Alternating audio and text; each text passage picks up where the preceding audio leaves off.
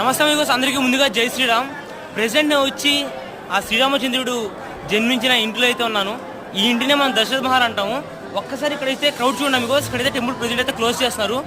ఎప్పుడు ఓపెన్ చేస్తారంటే 4 o'clock అయితే ఓపెన్ చేస్తారు ఎగ్జాక్ట్గా.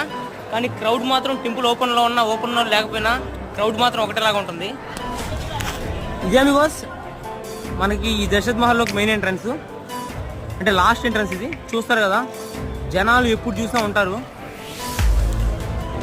ఇది మనం లోపలికి ఎంటర్ అయిన తర్వాత మీకు చూస్తున్నారు కదా, దశరథ్ మహల్ అయితే మెరిసిపోతుంటుంది.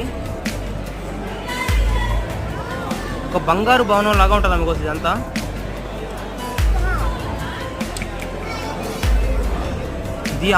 ఇది ఆ రోజుల్లో దశరథ మహారాజు తన రాజ్యాన్ని ఇక్కడి నుంచే పరిపాలించే అతనంట. ఈ ఇంట్లోనే శ్రీ రామ లక్ష్మణ భరత శత్రుఘ్నులు కూడా జన్మించారు.